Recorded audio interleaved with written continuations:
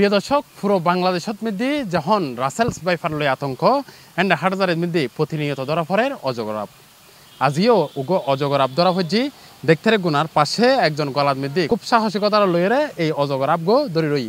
আজ সকালে এই অজগর আপ গো তারা ধরছি এখন এমনি বন বিভাগের মধ্যে বন বিভাগ এবারে অবমুক্ত করিব।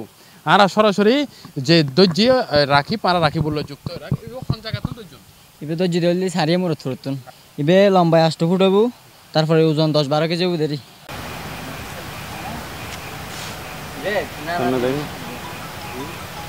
আব্দুল্লি অবশ্যই আনালো যোগাযোগ করব অথবা বন বিভাগত ফোন করব অথবা ত্রিফল 9 সেবা লইব। আনার সংগঠনের নাম হইতে wild life and scenic rescue team Bangladesh.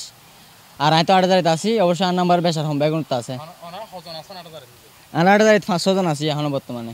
অজগরাপ হদ দিলেও বিষয় তথ্য অজগরাপ হইতে সম্পূর্ণ নির্বিচাপ। আর অজগরাপ যখন টাইমত হদ দিত এবার যদি রাগাই মাইতু চাই এটা মধ্যে দিদি হরা দিব বাঁচি পেলাই ও নিজে বাঁচি পেলাই। প্রিয় দর্শক, এরকম অজগর আবগুন হানার সন্ধানে এই লোকালয়ের মধ্যে এসি তারা উগ্র গাছের মধ্যে দেখি এলাকাবাসী পরে স্থানীয় সংবাদকর্মী এবং যারা আপ উদ্ধার করে যারা আপ আনে তারা খবর দিয়ে তারা যায় সকাল 10টা থেকে 11টার মধ্যে এই আপগুন উদ্ধার করে এনে এই অজগর আপগুন হরালিও কিন্তু এনে বিষ নাই।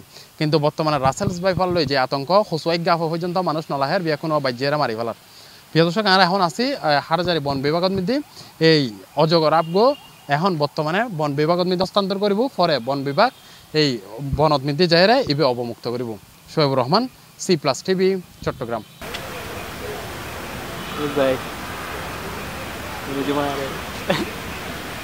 मुझे नहीं मारना है।